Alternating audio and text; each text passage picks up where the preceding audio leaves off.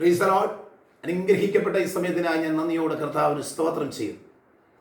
വെളിപ്പാട് പുസ്തകം 3-ാം അധ്യായം അതിൻ്റെ 10-ാമത്തെ വാക്യം ഇങ്ങനെ പറയുന്നു: സഹിഷ്ണുതയെക്കുറിച്ചുള്ള എൻ്റെ വചനം നീ കാത്തുകൊണ്ടതിനാൽ ഭൂമിയിൽ വസിക്കുന്നവരെ പരീക്ഷിക്കേണ്ടതിന് ഭൂതലത്തിലെങ്ങും വരുവാനുള്ള പരീക്ഷാകാലത്ത് ഞാൻ നിന്നെ കാക്കും. പരിശുദ്ധാത്മാവ് പറയുകയാണ്, ഭൂതലത്തിലൊക്കെ ഒരു പരീക്ഷണം വരും. എന്നാൽ ആ പരീക്ഷണ കാലഘട്ടങ്ങളിൽ ദൈവസഭയെ ഞാൻ നിങ്ങളെ സംരക്ഷിക്കുന്ന ദൈവമാണ്. അവർ God is a protecting God. നമ്മെ സംരക്ഷിക്കുന്ന ദൈവം, ആപത്തിൽ നിന്ന് വിടുവിക്കുന്ന ദൈവം, കണ്ണുനീരിൽ നിന്ന് വിടുവിക്കുന്ന ദൈവം, രോഗത്തിൽ നിന്ന് വിടുവിക്കുന്ന ദൈവം, സാമ്പത്തിക തകർച്ചയിൽ നിന്ന് വിടുവിക്കുന്ന ദൈവം, പാപബന്ധനത്തിൽ നിന്ന് നമ്മെ വിടുവിക്കുന്ന ദൈവം. പലവിധമായ വിഷമങ്ങളാൽ നിങ്ങൾ ചുറ്റപ്പെട്ട് കുരുങ്ങിക്കിടക്കുന്നുവെങ്കിൽ ആ സാഹചര്യത്തിൽ നിന്നും ദൈവം നിങ്ങളെ പുറത്തു കൊണ്ടുവരുന്ന ദൈവമെന്നാണ് ഇന്ന് പകൽക്കാലം പറയുന്നത്. ദൈവത്തിന് സ്തോത്രം. ഇവിടെ പറയുന്നു, ഭൂമിയിലൊക്കെയും പരീക്ഷണങ്ങൾ വർദ്ധിക്കാൻ പോകുക. പരീക്ഷാകാലം വരും. പക്ഷേ പരീക്ഷയുടെ കാലഘട്ടങ്ങൾ ഞാൻ നിങ്ങളെ സംരക്ഷിക്കും. മിസ്രയീമിലെ അടിമത്തത്തിൽ കിടന്ന ഇസ്രായേൽ ജനത്തെ വിടുവിക്കുവാൻ ദൈവം 10-ാമത്തെ ബാധയെ ഫറവോനും കൂട്ടർക്കുമെതിരായി അയക്കുമ്പോൾ അവിടെ കട്ടളക്കാലിന്മേലും കുറുമ്പടിമേലും രക്തമടയാളമായി പുരട്ടി ഇസ്രായേൽ ജനത്തെ ദൈവം അത്ഭുതകരമായി വിടുവിച്ചു.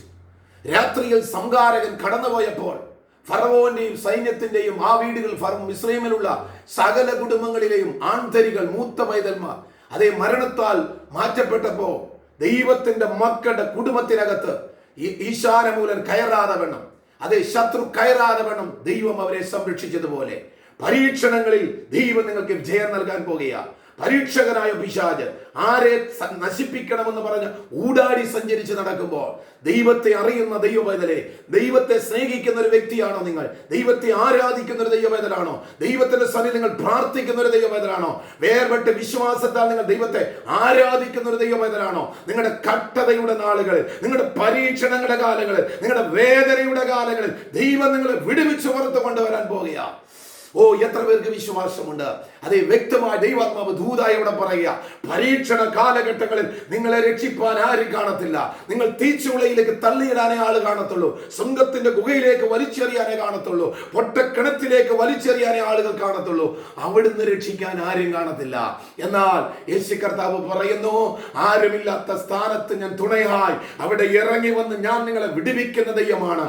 പാപബന്ധനത്തിലായിരിക്കുന്ന എന്നെ നിങ്ങളെയും വിടുവിക്കുവാൻ സ്വർഗത്തിലെ സകല മഹിമകളും വിട്ട് താണഭൂമിയിലേക്ക് യേശു കർത്താവ് ഇറങ്ങി വന്ന് സ്വന്തം ജീവൻ നൽകി നമ്മെ വിലയ്ക്ക് വാങ്ങിയെങ്കിൽ ഇന്ന് പകൽക്കാലം ആ കർത്താവ് പറയുകയാണ്, നിങ്ങളുടെ പരീക്ഷണ കാലഘട്ടങ്ങളിൽ, നിങ്ങളുടെ വേദനയുടെ കാലഘട്ടങ്ങളിൽ, നിങ്ങളുടെ രോഗപ്രയാസങ്ങളുടെ കാലഘട്ടത്തിൽ, നിങ്ങൾ മനസ്സ് തകർന്നിരിക്കുന്ന കാലഘട്ടങ്ങളിൽ നിങ്ങളെ വിടുവിക്കുവാൻ ഞാൻ ശക്തനായ ഒരു ദൈവം എന്ന് പറയുമ്പോൾ എത്ര പേർക്ക് ഈ ദൂത് ഏറ്റെടുക്കുവാൻ കഴിയും?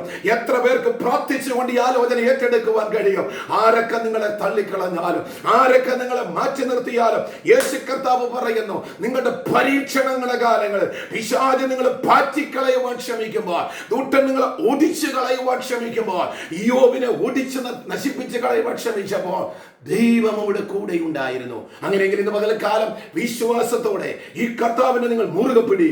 ഈ യേശു കർത്താവിനോട് നിങ്ങൾ പ്രാർത്ഥിയില്ല.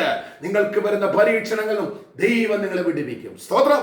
ആകയാൽ ഈ വചനം ഇന്ന് പകൽക്കാലം നിങ്ങൾക്കൊരു അനുഗ്രഹമാകട്ടെ എന്ന് ഞാൻ ഓർപ്പിക്കുന്നു. നിങ്ങളുടെ പ്രാർത്ഥനാ വിഷയങ്ങൾ നിങ്ങൾക്ക് എന്നെ അറിയിക്കാം.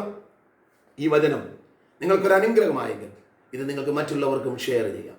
നിങ്ങൾക്ക് ഈ ചാനൽ സബ്സ്ക്രൈബ് ചെയ്താൽ എന്നും പ്രഭാതത്തിൽ നിങ്ങൾക്ക് ഈ വചന ശുശ്രൂഷ, വചനം നിങ്ങൾക്ക് കേൾക്കാൻ സാധിക്കും. ഈ വചനങ്ങളാൽ ദൈവം നിങ്ങളെല്ലാവരെയും അനുഗ്രഹിക്കുമാറാകട്ടെ.